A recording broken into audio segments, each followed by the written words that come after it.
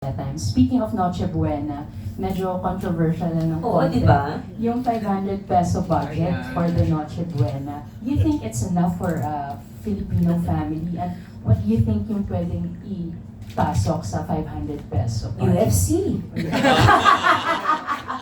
Oo, di ba? Sa dami ng produkto ng UFC. Affordable. Affordable, good world-class quality, hindi lang world-class yung presyo. But, napaka-controversial talaga yan. Actually, maraming nasaktan, maraming na-offend, maraming hindi naka-appreciate kasi parang na-degrade naman masyado ang mga tao, di ba? Siguro they could be more specific sa 500 na yon. Kung dalawa lang sila, baka nga hindi pa kasi sa mahal din talaga ng mga bilihin. Probably more research should have been done before naglabas ng ganong statement kasi sa panahon ng buhay natin ngayon that everybody's just clinging into a thin thread. Kahit anong sabihin talaga, mapapansin, lalo usapang pera. Kasi marami nang nawalang pera tapos babalik tayo sa 500. Saan napunta yung iba? Anyway, sana mas naging compassionate lang sa mga ganyang klaseng pagbibigay ng tumulong ka nga pero parang gusto mo tumulong sa Filipino family pero parang mas naka-offend ka pa. Sana mas naging sensitive lang sa part na yon kasi ilan lang ba ang Filipino families na walang anak? Or lahat tayo, smorgasbord tayo sa pamilya. So siguro kahit sabihin 500 per person, baka medyo mas na-gets pa eh. Kasi kung 5 tayo sa pamilya, o di may 2,500 tayo, kasya yun. Kasya, meron ka pang pang-almusal.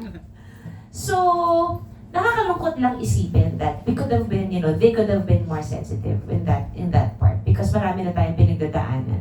Masyado ng durugang Pilipino. Sana, bilang magpapasko, mas pinag-isipan kung paano siya i-deliver. Any tips na lang po for those family na with limited budget? Ano yung dapat nilang gawin for the holidays? Well, lagi naman natin sinasabi, very traditional tayo mga Pilipino, di ba? We always go home to our families on Christmas Day. Hindi naman kailangan ng magarbong handa. Ang importante, magkakasama kayo sa Pasko, nakapagsimba kayo, nakapagpasalamat kayo, at lahat kayo healthy. Siguro, simpleng pagkain lang, simpleng pansit, or probably meron kang fried chicken on the side, or lechon manok, hindi kailangan 5 ang putahe. Hindi kailangan, kasi hindi naman to labanan ng putahe. Hindi naman to labanan ng dami ng pagkain sa, kung naka-buffet ka. Because Christmas time is really spending time with your family and appreciating the Lord of Jesus Christ. Kumbaga, we focus more on being with our loved ones. Yung pagkain, para lang naman tayo huwag magutom sa araw ng Noche Buena. Yung iba naman, sa 500 na yan, malamang mabibili lang nila dyan alak. Itulog na lang nila yung Pasko. Kasi, pag bumili sila ng gin bilog dyan, ilan din yun. O di hindi na nila mararamdaman yun, no? Siyempre na. But, yan din ang kahusayan sa ating mga Pilipino. We are so witty na natatawanan natin yung mga problema natin. Baha nga, nagagawa natin mag-swimming yun, di ba? Kahit alam natin ang bigat-bigat sa puso ng mga napapanood natin, nagagawa natin mapagtawanan. Pero sana, sa pagkakataong ito, di ba, na ang daming dinadanas ng bansa natin.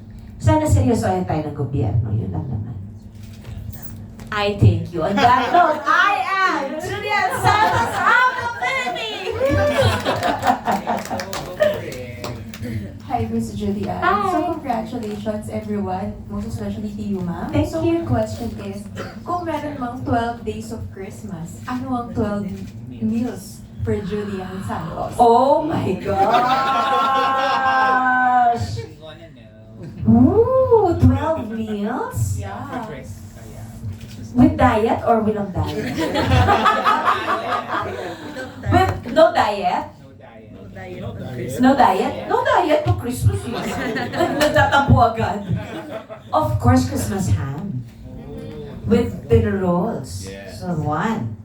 Andyan ang... nagutom ako lalo. Truffle galantina. Ano yun? Chicken galantina na may truffle rice sa loob.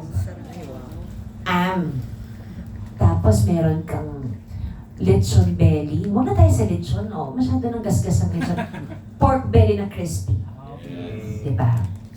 Tapos maglagay tayo ng, sa tatlo na, maglagay tayo ng salad para hindi naman, para, balanced meal. Ensaladang talong kasi perfect yun sa crispy pork. So, apat. Ay, apat na, no? Apat. Panglima, of course, Pinoy spaghetti. Hindi pwedeng mawala. Hindi talaga pwedeng mawala. Again, sa lumpiang Shanghai, hindi yan pwedeng mawala. 6. Hala siya, gutom na talaga. May truffle galant, may chicken na ako, mayroon akong pork belly. Maglalagay ako ng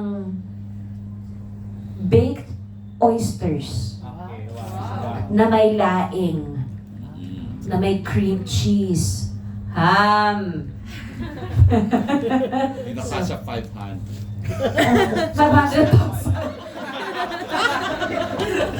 O, 7. 7. Lima na lang. Siyempre maglagay tayo ng macaroni salad para Pilipino-Pilipino.